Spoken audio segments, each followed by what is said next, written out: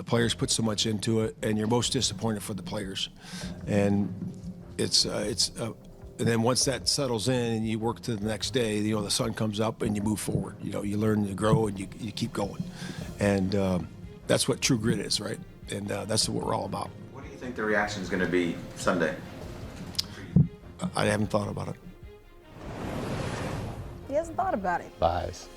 14-32 record in Chicago. That's the third worst winning percentage in Chicago Bears history. But I want to be honest, Chicago hasn't been dealing with their share of struggles. But B-Mac, he said he hasn't put too much thought into it.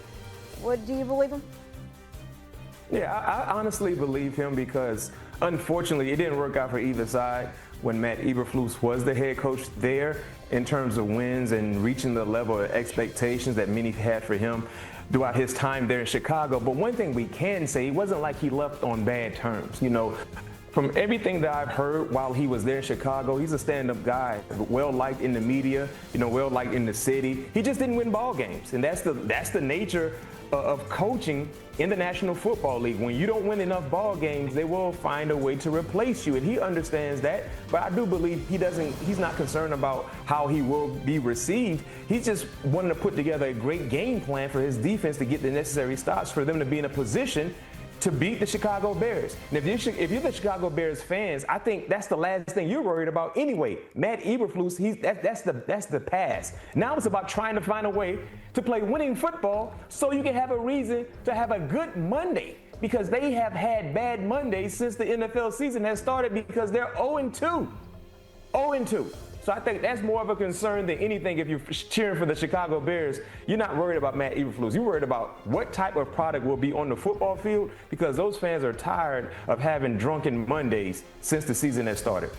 He's lucky he's the defensive coordinator and not the head coach, because they're not going to boo the defensive coordinator, at least to the extent that you think they're going to boo him. Now, they'll boo him when he shows up on the Jumbotron, and if the stadium videographer is doing his just job, you'll have him on the Jumbotron a lot, right? But he won't get booed as if he was the head coach or the opposing starting quarterback. His focus is to make sure his defense doesn't put on another performance like we saw last week against the New York Giants, because if we're being completely honest and looking at this personnel that the Bears have, they have better personnel at the receiver position, at tight end, and in the backfield than the New York Giants. So the potential is there for them to put up 60 points. So it's up to Eberflus to make sure it's about a good. 49ers quarterback Brock Purdy was back in practice. Purdy recovering from both toe and shoulder injuries suffered during San Francisco's season opening win over the Seahawks. Opposed to just the starter, both Purdy and backup quarterback Mac Jones spoke with the media on Thursday. Here's Purdy on his progress from his injuries.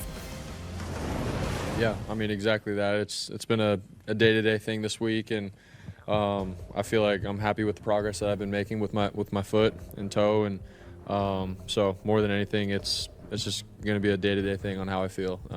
Nothing really more to that. So definitely just got to see, come game time, how I feel. It's not, obviously I want to play every game, dude. Like, I want to be out there. We only get 17 regular season games, and every game matters, especially a divisional, going against Cardinals. So if you ask me, I'd love to, but I mean, I'm trying to be smart with my body here, but you never know. We'll see when the game comes. We're back joined by Emory Hunt, the two-time champ Brian McFadden, and Kyle Shanahan did say this week there is a chance Brock Purdy could be back under center after originally being expected to miss multiple weeks. He was a limited participant the last 2 days. But just B-Mac, when you look at these recent string of events, Brock Purdy saying he wants to be smart, he's taking this day to day. How do you see this playing out on Sunday? I think they need to be overly cautious with their star quarterback in Brock Purdy, and here's why. You're 2-0, right? And one of your victories came against a divisional foe. So I don't necessarily want to say you're playing with house money, but you kind of are playing with house money, seeing where you're currently sitting with your overall win-loss record. And then when you just look around throughout the entire National Football League, we just saw what happened to Joe Burrow, right? Seeing that he is potentially out until late December.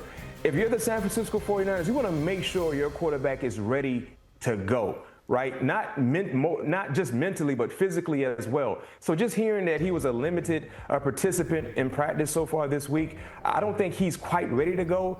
And if you force him into action, he might have a setback that could linger for a longer period of a time compared to where he currently sits. So me personally, Emory, if he's not ready to go, if he can't give you a full good work day, getting ready for this game against the Arizona Cardinals, sit him out 1 week, one more week, and get ready for the next week. I totally agree, because at the end of the day, we watched the Arizona Cardinals front seven do a great job in bringing down Bryce Young last week with the Carolina Panthers. And if you can't get out there and play your game, just predicated on mobility, it'll be tough for him to get out there and be Brock Purdy in a situation where he's not 100%. Mac Jones did well enough against New Orleans. I can expect him to do the same thing, if not a little bit better, against Arizona. You can kind of take this week off, get him fully healthy, because again, yeah, we're seeing him doing limited practice with no pads on and just a helmet or whatnot and shells. This is different than in an actual football game in a divisional opponent where they're going to get after you and try to make you not play for the rest of the season. I would say sit this one out. Confidence in Jake Browning, but Emory, where's your confidence level?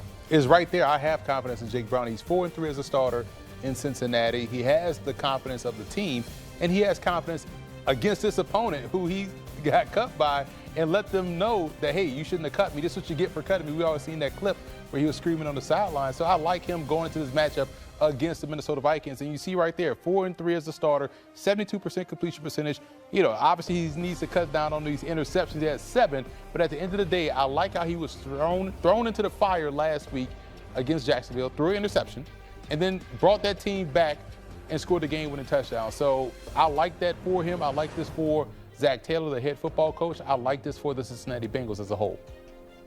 Yeah, I'm right there with you, Emory. I have confidence in Jake Browning being able to jump in and weather the storm and make the necessary plays, because to Keanu's point, he started a handful of ball games in 2023 and played fairly well.